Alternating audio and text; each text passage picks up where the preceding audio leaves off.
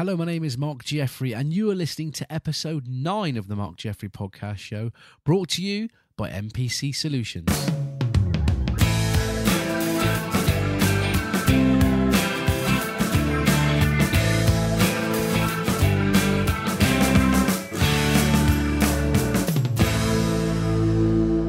Thank you for joining me on what is now episode 9 of the Marc Jeffrey Podcast Show, recorded April the 13th, 2017, from the studio on the hill, southwest UK, not a million miles from London.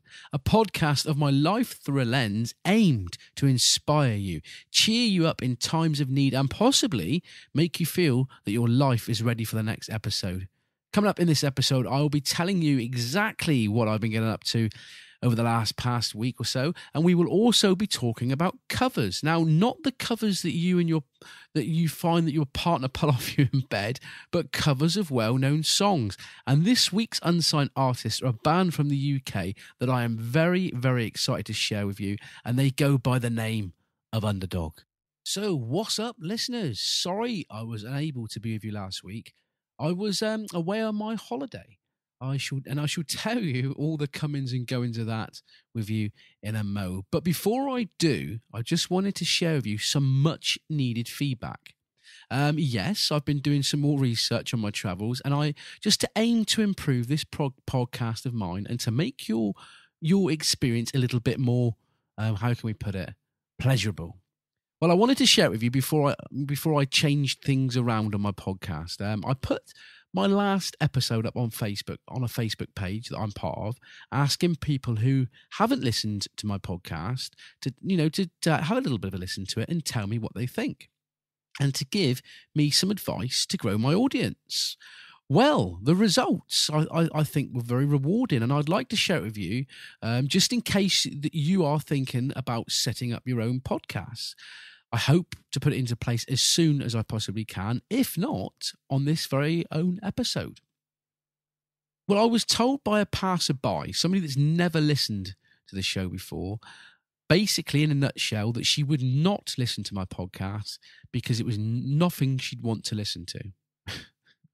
Straight to the point. Thank you very much. Well, at first I was a little bit disheartened on that comment, and I responded with how can you comment if you've never listened to my podcast? If not, have you ever listened to my podcast? And if not, how do you know there is nothing of interest to you if indeed you've never listened? Well, her response came back like this. She says, "Please don't take the comment as an insult or an offence. I am sure your podcast is very good. But for a start, I don't know who you are. Secondly, if I don't know who you are, why would I want to listen to you and see what you're getting up to? And thirdly, you have nothing on your show of regular content." Well, there we are. Thank you very much. So my final reply to her was, my show does actually have regular content. Each week I try to promote unsigned musical artists. I talk about topics brought up by those artists, and I also fill out the episode with things in my life that may be of interest to my listeners. To cheer my listeners up. And hopefully, they can listen to my adventures and take interest from it. Please take a listen to my show. Tell me what you think.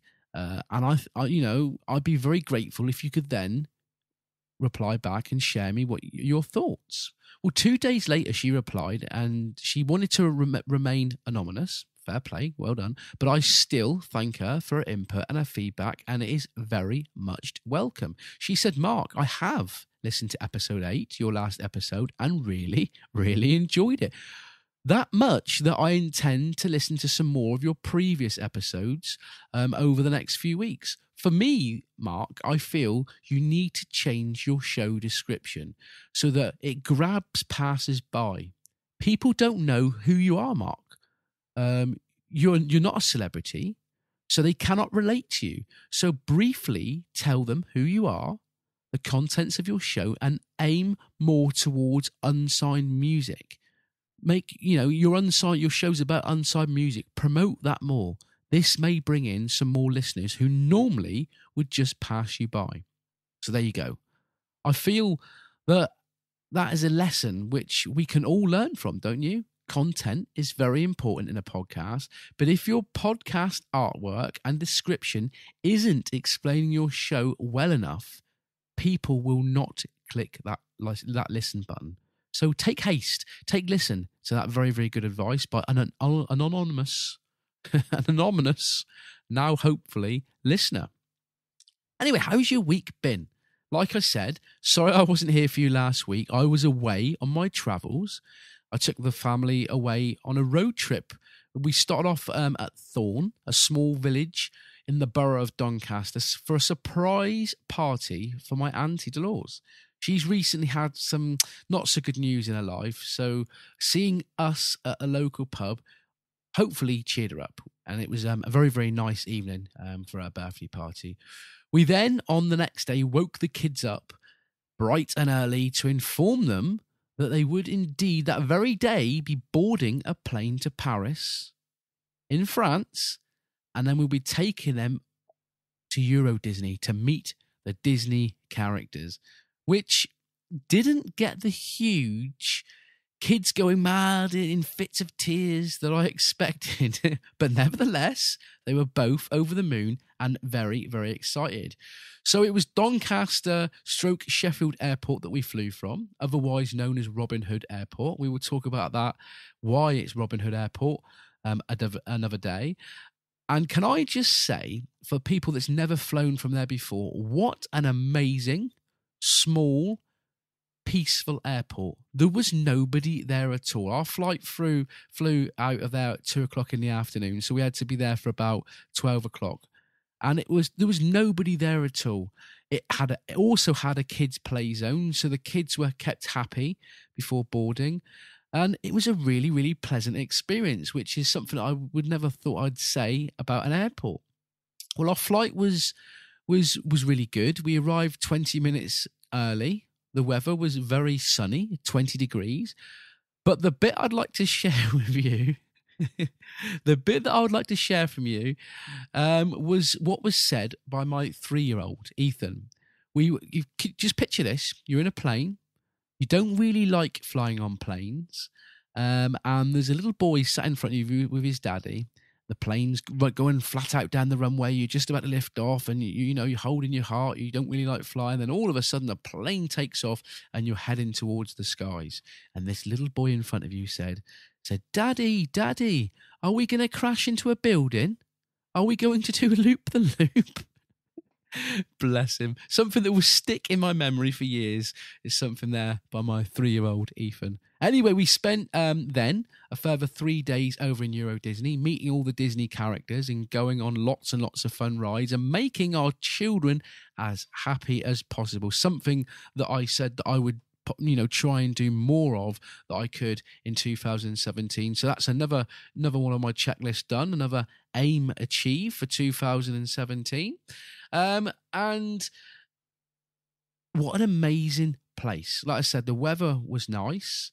And whether you go to a Euro Disney, a Euro Disney, obviously in Europe, or whether you go to a Disney in Florida, it is such an amazing place. Everything they do, there's just no shortcuts. Everything is done at its best. No litter. Over in the UK, we get chewing gum all over the pavements. There was no chewing gum stuck to pavements anywhere. Every flower bed was like it had just been planted. Even the birds flying around in the air, right? Cheap that little song. It's a small world after all. But, and I mean, oh my God, I'm a week back from Euro Disney and I am totally worn out. I need another holiday. How the kids managed to walk right around Euro Disney for 3 days continuously is beyond me. I mean, me and Nikki sat down at night time and we averaged it out. We walked approximately 12 miles a day. That's 36 miles over 3 days to achieve our aim of going to every ride and visiting every part of the park like you do. And we achieved it, but, at an extent that now I am absolutely done in. So if I seem a little hoarse, it's because I feel like I've swallowed about 5 razor blades. And indeed, I have the most horrible French cold ever. My nose feels like it's chugged up with how can I describe it? Asbestos. My nose is sore, my throat's sore, but I thought that I would come on and get episode 9 blitzed, get it done today. And I'd like to conclude Euro Disney by saying France, what a lovely place it is. You know, I know we didn't venture out of Euro Disney, but it isn't a cheap place to visit. So if you intend on going to Euro Disney, make sure you stock up those euros before you go, because it is a very expensive place. Nikki bought a cup of tea, and like us Brits do, she bought a cup of tea and a bottle of Coke, and that comes to the equivalent of about £9. In a few minutes' time, I would like to share with you our return to the UK and tell you about our brief visit to a beautiful town called Warwich. But before I do, I think it's time for a musical break. And I'd like to share with you tonight's unsigned artists. They are a band from Newbury and Southampton. They are called the Underdogs, and they gave me 2 covers that they produced that I really liked and wanted to share with you. We will talk more about them in a little bit, but here is their first cover, and I want you to tell me what you think it is, and let's see how long it takes you to work out what famous song it is. Answers on a postcard to jaff10@hotmail.com.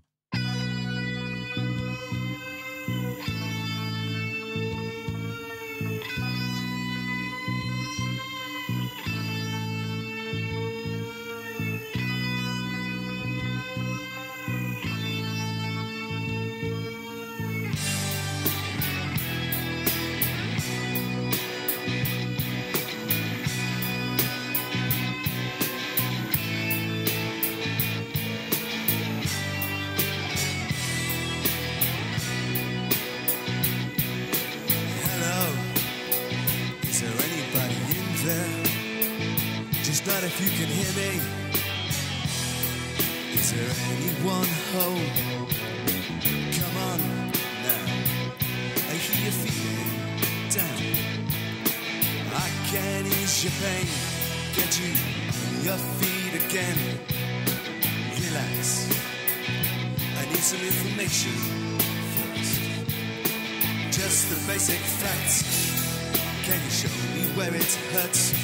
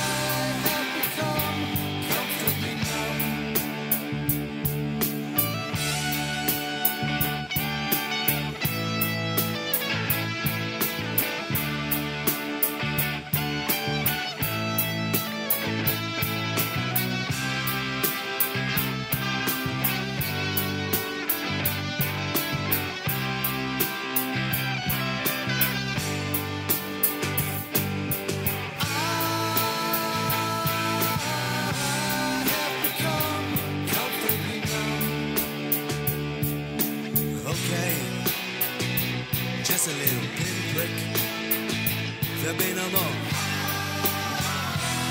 But you can feel a little sick. Can you stand up?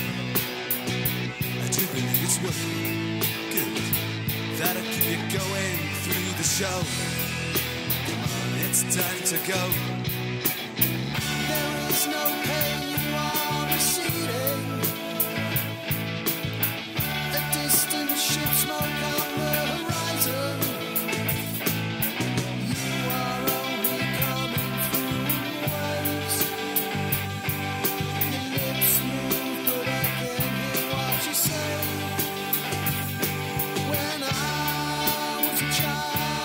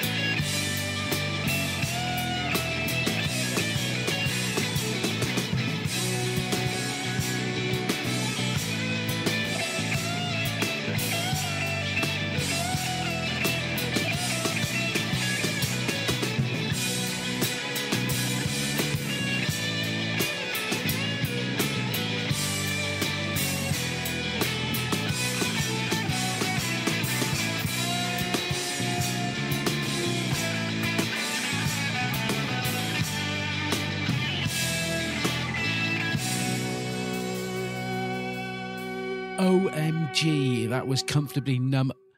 Wasn't that amazing? Originally produced by Pink Floyd, but on this occasion, for the Marc Jeffrey Podcast Show, it was covered by Underdogs. Thank you very much, David Oxlade, for getting in contact. Underdogs are a four-piece band in Newbury and Southampton with Steve Bryan on the drums, John Bramley on bass and vocals, Andrew, now let's get this right, Andrew Churgwin on rhythm guitar, and of course David Oxlade on the lead guitar. They are a band who have been working together for approximately 10 years, and David also went on to say we all share vocal duties, with John doing the lion's share of leading vox. Although Comfortably Numb vocals are shared between Steve and Dave. And David is a lad that I went to school with many, many moons ago. We went to primary school together before he moved away, and I've never seen him again. So David, if you are listening, it's about time that you and me got together, caught up somewhere in this very small, very small island of the UK, and have a beer together. Well, I hope you enjoyed that as much as what I did. And if you'd like to check out more of their work, be sure to go to their website, which is www.underdogworld.com, and I will add the link to my show notes later on. Anyway, so me and Nikki and the kids have had an amazing but very, very tiring time at Euro Disney and flown back to Yorkshire Airport, which, may I add, is still another 5.5 hours car journey back to the West Country. So we decided that we wouldn't do it in Awana. We decided that we'd visit some friends of Nikki's, Wendy and Matthew, for 2 nights in a beautiful town called Warwick. Now, Warwick is a town on the River Avon in England's West Midland region, known for its medieval Warwick Castle, founded by William the Conqueror. Excuse me, I'm just scratching my nose while we're talking. Yeah. This town is full of history, beautiful buildings, and really has some really friendly people. And I had an amazing time there. And the next time you're there, I want you to check out a very, very special place. Now, Matthew, Nikki's friend, took us on a Saturday afternoon to the park with his beautiful wife, Wendy. And then after that, after taking the kids to the park, the 2 ladies went home, and me and Matthew went on a little bit of a jaunt. Now, he said, Mark, we are going to pop to the beer shop to get some beers. Now, for you that know me, he didn't have to do much convincing there. He didn't have to convince me that hard to check out a local beer shop. But I tell you what, guys, this beer shop that he took me to was simply amazing. Situated on Smith Street in Warwick is a shop called Warwick Real Ale. Now, it is a shop for anyone who loves their drink, quite simply. This is what their website has to say. Recently established in September 2015, Warwick Real Ale is fast establishing itself as a stockist of an exciting and varied range of high-quality bottled beers and ciders from the UK, Europe, USA, and beyond. We firmly believe in supporting our many excellent local microbreweries, and we also offer hand-picked real ale and craft beers from around the UK.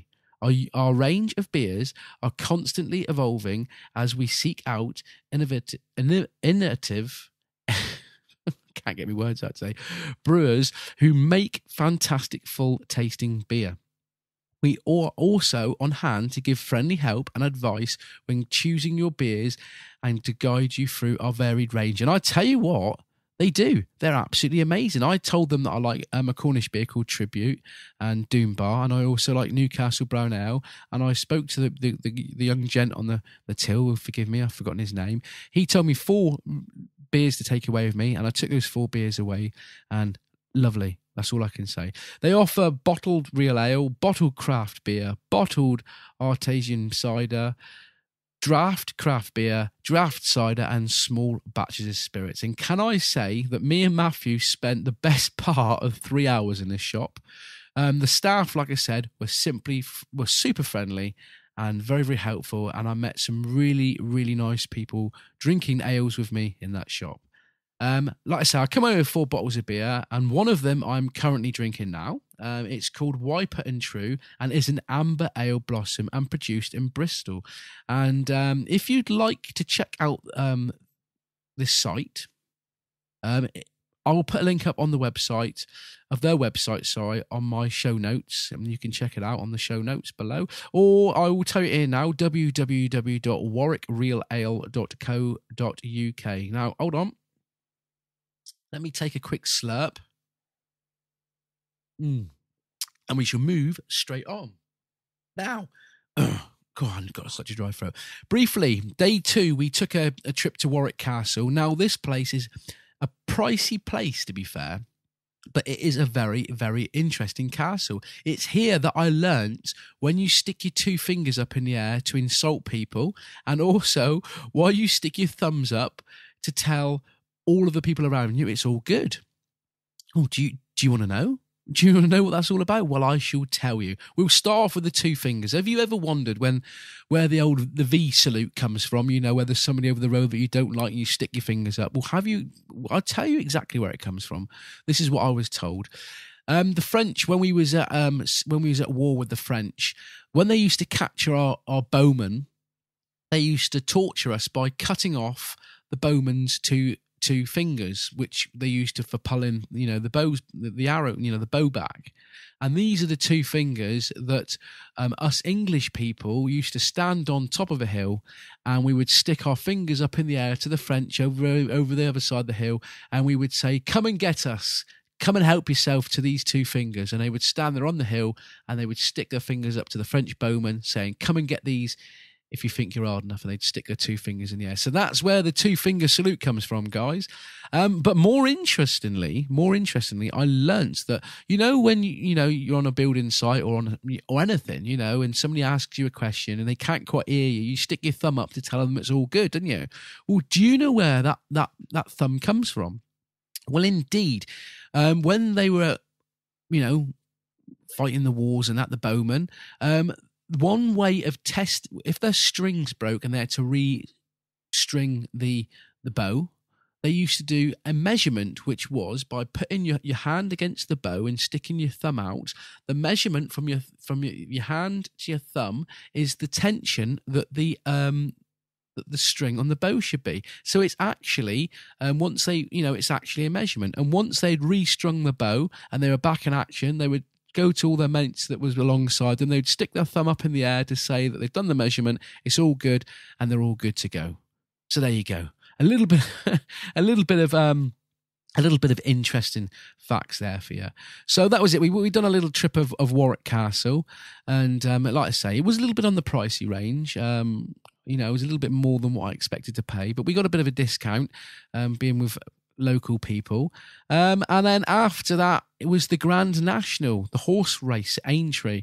And me and Matthew went to the betting shop and put a cheeky little bet on for me, Matt and Nikki. And between us, we didn't do too bad. I think Matt had about a £15 win.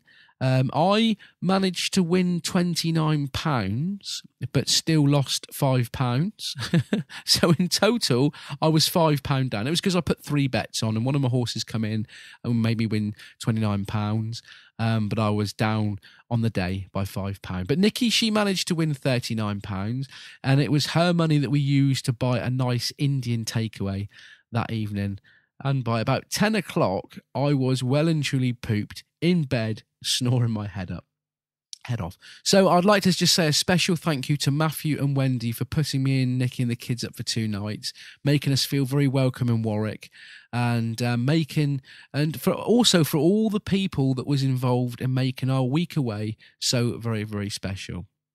So, what I'd like to say is, while I carry on supping my ale, here's track number 2 from the Underdogs. See if you can recognise this tune. I hope so.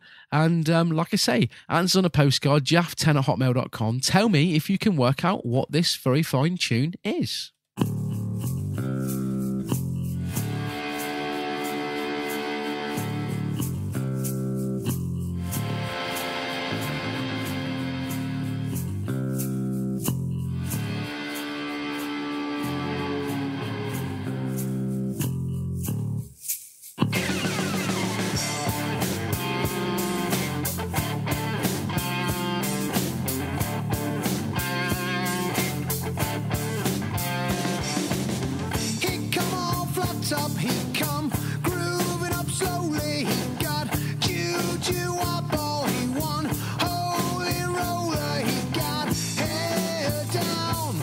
to his knee. Got to be a joker, he'd just do what he please.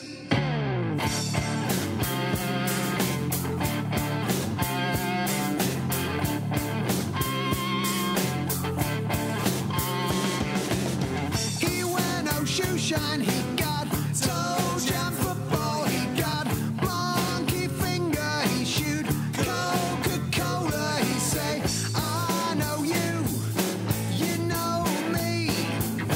One thing I can tell you is you've got to be free. Come together right now over me.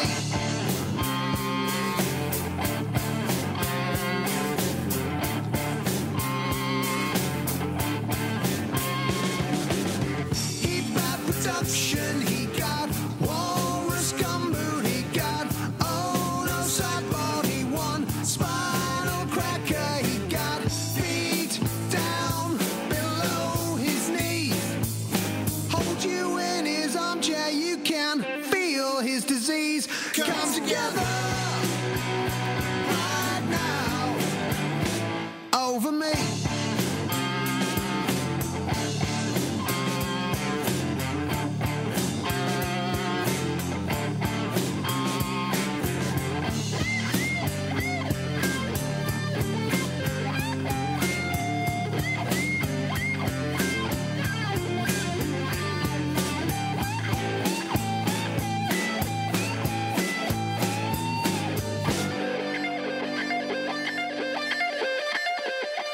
Come together right now over me.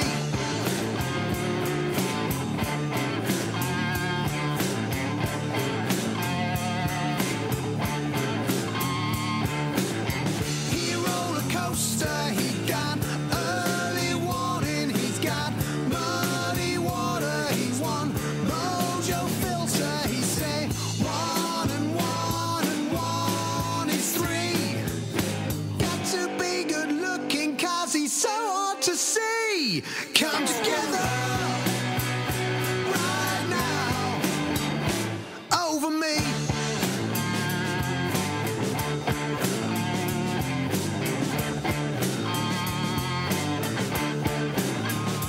Come together, take it out on me. Come together, take it out on me. Yeah, come together, take it out on me.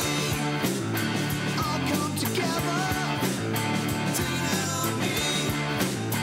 Don't save yourself.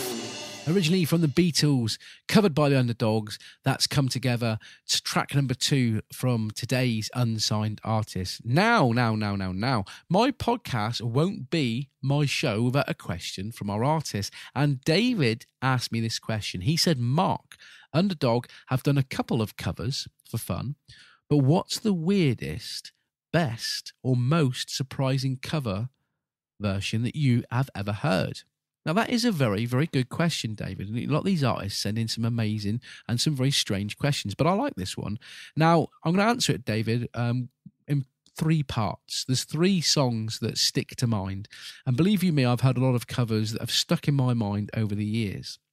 And the first one, track number 2, it's by a band, an English band by the name of Travis.